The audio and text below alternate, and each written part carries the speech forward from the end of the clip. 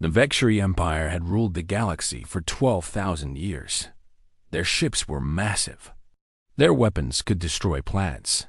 Their armies had conquered over 800 worlds. No species had ever challenged them and survived. So when the small blue planet called Earth refused to surrender, the Vexry High Council laughed. They sent their scout ships first. Those ships never returned. They sent a battle group next.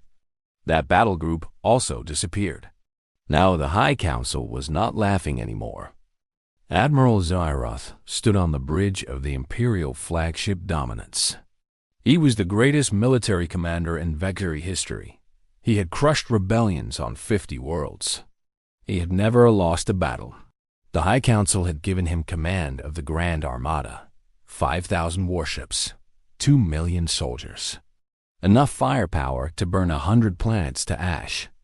His mission was simple: find out what happened to the missing ships.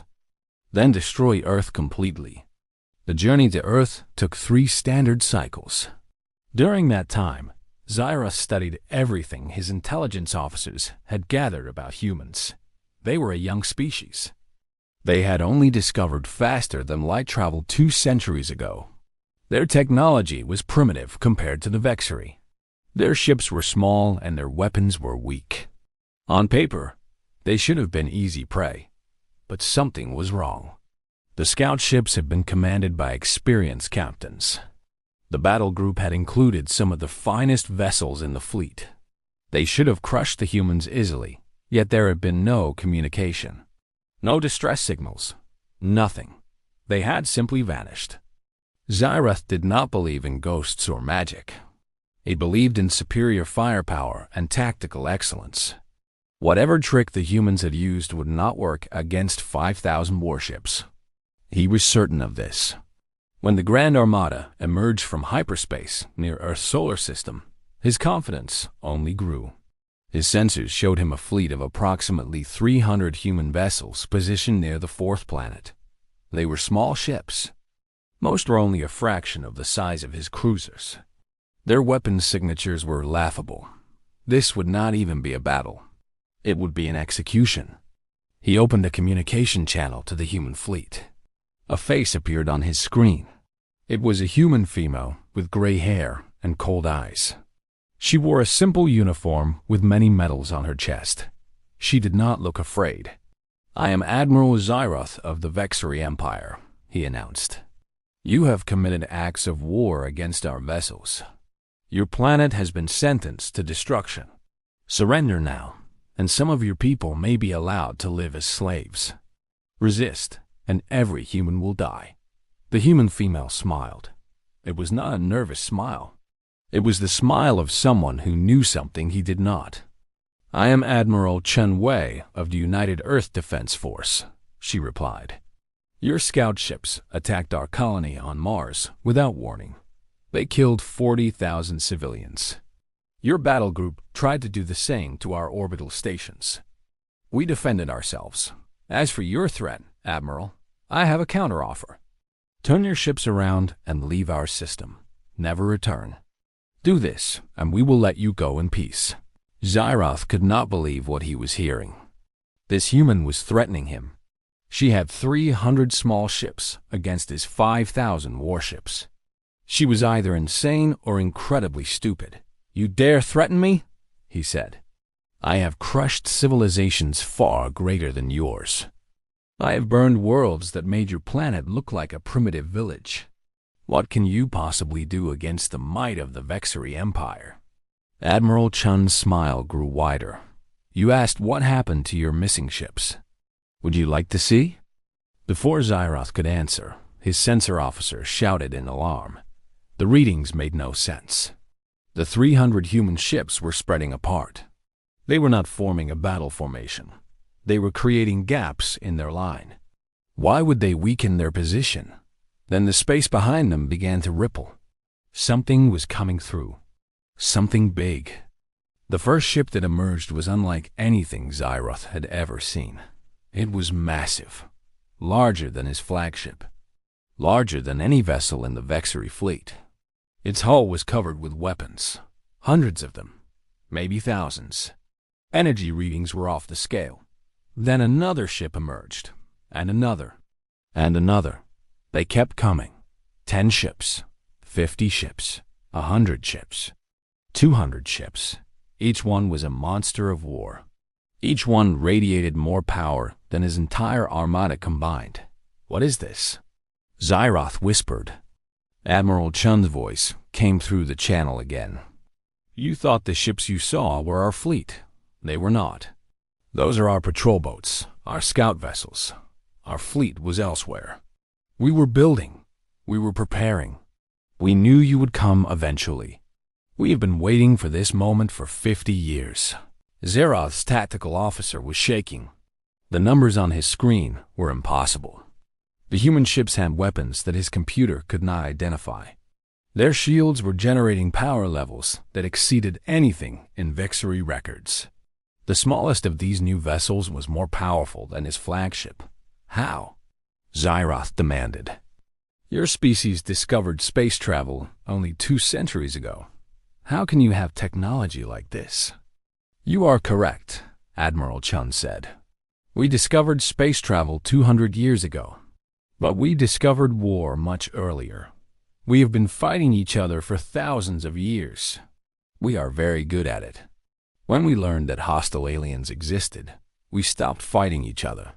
We combined our resources. Our scientists, our engineers, our warriors. We built a fleet in secret, a fleet designed for one purpose: to make sure no one ever threatens our world again. The human capital ships were forming a wall of metal and firepower. Behind them, more ships were emerging. Carriers that launched swarms of fighters. Support vessels that provided shields and repairs. Troop transports filled with soldiers in powered armor. The human fleet numbered over 1,000 vessels now, and more were still coming. Xyroth understood now. The Vexery had ruled through fear. They attacked weak species and crushed them before they could grow strong. They had tried to do the same to Earth, but they had underestimated humans. They had given them time. Time to see the threat. Time to prepare. Time to build something terrible. Your scout ships fired first, Admiral Chun continued. They murdered our people without provocation. We destroyed them in self-defense. Your battle group came with orders to exterminate our species. We destroyed them too. Their wreckage is floating in the asteroid belt. We saved their flight recorders. We have evidence of your orders to commit genocide. This evidence has been broadcast to every species in this sector. The galaxy now knows what the Vexery Empire truly is. Xyroth felt cold. The Vexery maintained control partly through secrecy. They destroyed witnesses. They erased records. They made examples of rebels and pretended it never happened. If the humans had exposed their methods to other species, there would be consequences. Subject worlds might rebel. Allied empires might reconsider their treaties. The political damage could be enormous.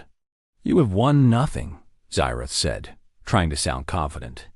Even if you destroy my armada, the Empire will send more. We have millions of ships. We will never stop until your world is ash. Admiral Chun shook her head. You still do not understand. Look at your sensors again. Look carefully at our fleet. Xyroth looked. His tactical officer highlighted something. The human ships were not just weapons platforms. They were carrying massive cargo containers. Thousands of them. The containers were labeled in human script. His translation software processed the words. The labels read colony equipment and terraforming supplies and population transport. We are not going to fight you here and then wait for your revenge, Admiral Chun explained. We are leaving. This fleet is carrying 50 million humans. We have identified 12 habitable worlds in regions beyond your empire's reach. We are going to colonize them. We are going to spread across the stars. By the time your empire can find us, we will be on 100 worlds, then 1,000, then 10,000. You cannot kill us all. You cannot stop us from growing. The human fleet began to move. Not toward the Vexery Armada, They moved toward the edge of the solar system, toward deep space. They were not running in fear. They were advancing with purpose. They were beginning an expansion that would transform the galaxy. One more thing, Admiral Chun added. We left something behind on Earth. A gift for you. Xyroth's sensor officer screamed. The planet Earth was glowing.